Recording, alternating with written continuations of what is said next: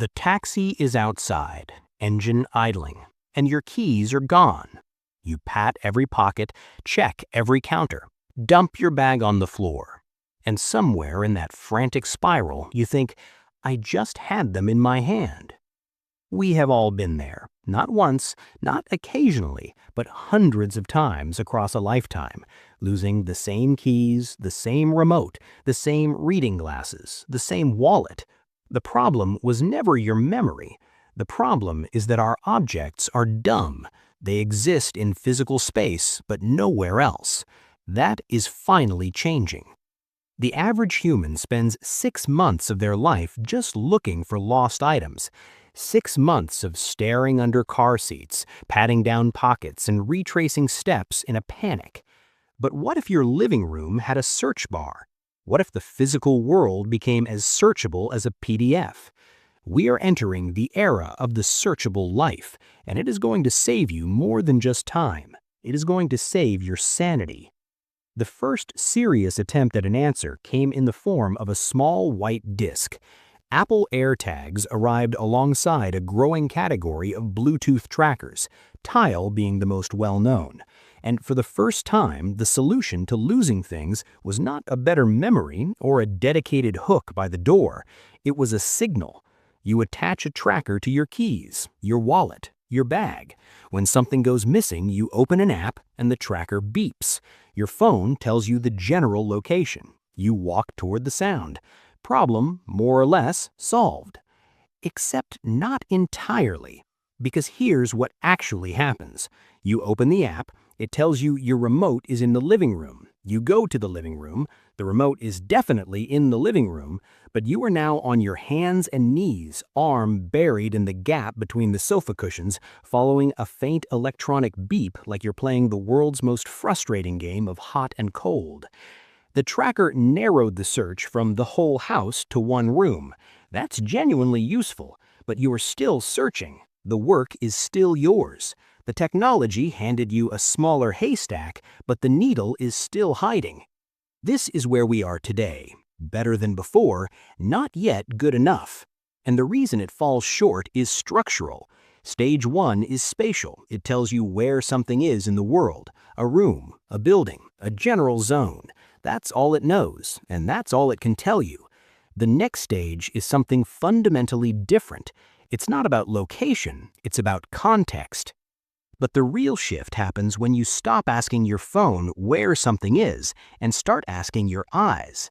Smart glasses have existed for years as an awkward novelty, chunky, self-conscious, never quite useful enough to justify wearing on your face. That's changing. Meta's Orion prototype and the increasingly capable Ray-Ban Meta glasses point towards something genuinely different. A wearable that doesn't just sit on your face, but pays attention through it. These devices have cameras, they have microphones, they have AI running quietly in the background, processing what you see and hear throughout the day. The leap from AirTags to smart glasses is not a refinement, it's a reclassification. One tracks a dot on a map, the other understands your life. Think about it this way. You come home, you set your reading glasses down on the kitchen counter, and you forget them entirely. 3 hours later, getting ready to leave, you cannot find them. In the world we're moving toward, you don't retrace your steps. You don't mentally replay your afternoon. You simply ask, and the glasses, or the AI connected to them, tells you exactly where they are, because it watched you put them there. Your entire day becomes a searchable video. Not a vague impression of what you did, but an actual record. The AI becomes a second set of eyes with a perfect memory. Losing your reading glasses in your own house starts to feel as unlikely as losing a file you saved on your desktop.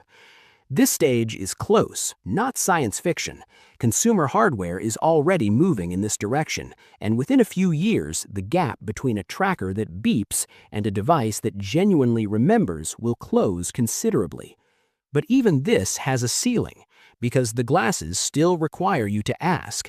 The information still lives outside of you. You still have to reach for it. The final stage removes even that step. Neuralink and the broader field of brain-computer interfaces are working on something that makes smart glasses look like a transitional technology. The premise is this: what if the database was not in your tracker, not in your glasses, but inside your own cognition?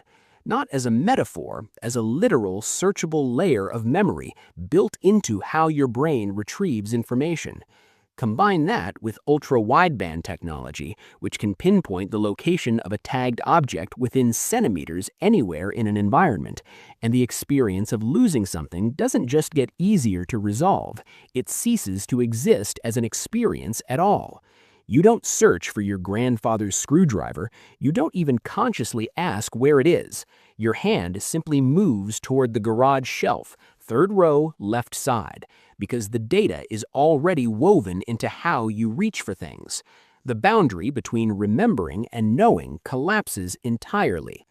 Your memory, in this version of the future, is a searchable document. Every object, every location, every moment, indexed, retrievable, permanent. Losing something becomes a biological impossibility, in the same way that forgetting your own address is a current biological impossibility. The information is just there. But sit with that for a moment, because something important lives in the discomfort of it. There's a specific feeling that comes from finding an old photograph tucked inside a book you haven't opened in years, a letter you forgot you kept, a cinema ticket stub from a night you hadn't thought about in a decade. The reason that feeling exists, that small, quiet jolt, is because you forgot. The forgetting is what makes the finding meaningful. A perfect memory has no room for that. If nothing is ever lost, nothing is ever found, and something in the texture of human experience quietly disappears along with the misplaced keys. Then there's the question nobody in a product launch will ever raise directly. If your brain is a searchable database, who else can run a query? Your memories, your location history, every object you touched and where you left it, that's not just personal data, that's the architecture of your private life rendered in perfect detail. The history of technology suggests that any database valuable enough to build is eventually valuable enough to breach. A forgotten wallet is an inconvenience. A hacked neural memory is something we don't yet have the language to describe. But the answer is not to stop building, it's to build more carefully. The challenge of the next decade is not just designing the search bar, it's building the vault around it. Local processing, user-controlled encryption, memory that belongs to no one but the person living it. These are reasons not to stop. They are reasons to pay attention while it happens, because the direction is set. From the panicked pocket pat at the front door, to a Bluetooth beep, to a pair of glasses that remembers your afternoon, to a mind that never misplaces anything in the first place, this is a single continuous line. Each step closes the distance between where something is and where you are. Each step trades a little friction for a little certainty. Each step makes the world slightly smaller and slightly more navigable. We started with keys and a taxi idling outside. That moment, small, stressful, embarrassingly universal, is really about something larger. The feeling of being out of sync with your own life, the sensation that the world is slightly beyond your control. Technology, at its most useful, is the project of closing that gap, not the big dramatic gaps, the small ones, the daily ones, the ones that cost 6 months of a life and a knot in the stomach every time you leave the house. The world is getting smaller, and soon nothing will be out of reach.